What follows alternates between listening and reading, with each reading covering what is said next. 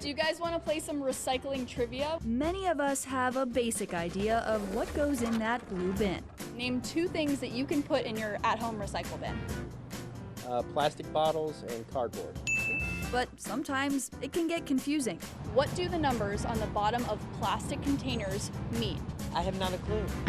Can you recycle a cardboard pizza box that has grease on it? Yes. And we end up trying to recycle things we really shouldn't. So it is a huge challenge. David Phillips is the district manager for Collier Waste Management. By putting trash inside your recycle cart, it's actually creating more issues for us. He says during season, 20 to 30% more items that shouldn't be there end up in recycle bins. The wrong items are called contaminants, and if a truckload of recyclables is more than 40% contaminated, the whole thing gets tossed. So if you're the resident or the person that says, I'm cleaning the material, I'm making sure I'm doing it properly, it's all for naught at that point. You might think you're doing the right thing. You've paid attention and you're ready to leave this at the curb. What's wrong with this picture? That's right, plastic bags don't go in your recycle bin. Otherwise, the perfectly good recyclables inside might just end up in a landfill. As soon as we see a plastic bag, that's contaminated load. If they're not caught in time, plastic bags, hoses, Christmas lights, all of it can get tangled in the machinery, shutting down the system for hours at a time.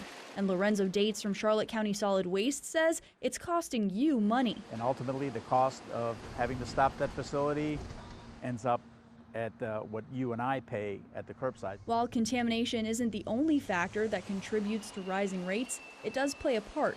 Ratepayers in Lee and Collier counties have seen a steady increase in rates since 2017. Charlotte County's rates have stayed steady, but Date says he doesn't expect it to stay that way. And in the future, they're going to be higher until we're able to, as an industry, be able to control the contamination and have clean materials that the market wants. And the longer our landfills last, the less time and money we have to spend finding a new place for our waste. Once it's full, it's full. So what can you do?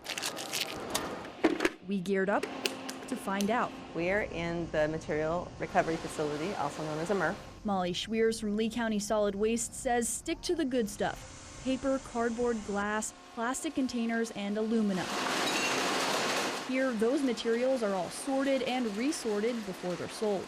Then make sure they're clean. No peanut butter left over in your jar or soda left in the can. And finally, Schweer says if you don't know if an item is recyclable, you're better off reusing it, donating it, or trashing it. Us pulling material out of the recycling stream, that's expensive. We get about 50 tons a day. It could save you money. You just have to know what you're doing. So you feel like you learned something today? I do. I absolutely do.